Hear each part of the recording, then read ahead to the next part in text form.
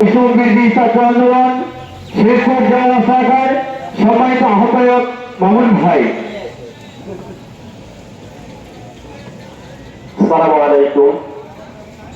গণতন্ত্রের পূর্ণ প্রতিষ্ঠা, জনগণের অধিকার নিশ্চিতকরণ ও ন্যায় বিচারের প্রত্যয়ে রাষ্ট্র কাঠামোর সংস্কার এবং জুলাই হত্যাকাণ্ডের বিচার নিশ্চিতে গণতন্ত্রকে উপস্থিত আমার সম্মানিত আমার সামনে উপস্থিত সকলকে আমার সালাম।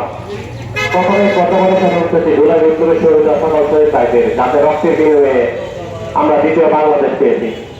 আরো প্রথমে স্মরণ করছি আমাদের আহত ভাইরা যাদের সেই রক্তের বিনিময়ে এবং অন্ধত্ব বরণ করেছে, কেউ পঙ্গুত্ব বরণ করেছে, যাদের কারণে আজকে এই বাংলাদেশে স্বাধীনভাবে কথা বলতে পারছি।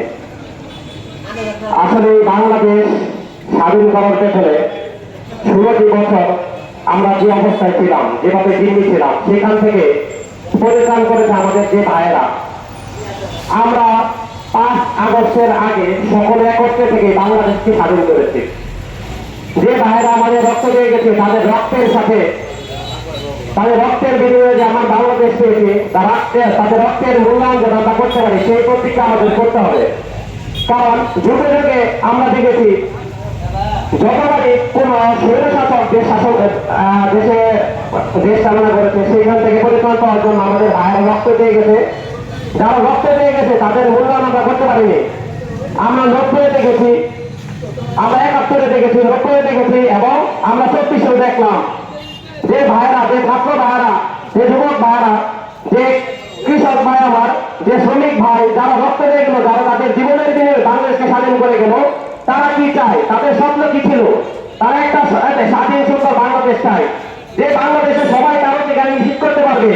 তার সে কোনো অনারী শিকার যেন বাংলাদেশে না হয়, যে সে যেন মিথ্যা হামলা শিকার না হয়, এমন একটা বাংলাদেশ চায়। এমন একটা বাংলাদেশ তারা চায় যে বাংলাদেশে তার যে অধিকার সেটা নিশ্চিত করার জন্য কোনো মানুষকে ধরতে হবে না, কোন এমপিকে ধরতে হবে না, কোন চেয়ারম্যানকে ধরতে হবে না। সে তার অধিকার যাওয়া মাত্র সে তার অধিকার ভোগ করতে পারবে, এমন একটি বাংলাদেশ চাই। এমন একটি বাংলাদেশ দেখার জন্য মানুষ তাদের জীবনকে বাঁচিয়ে রেখে এই আন্দোলনে নেমেছিল এবং এই দেশকে স্বাধীন করেছে।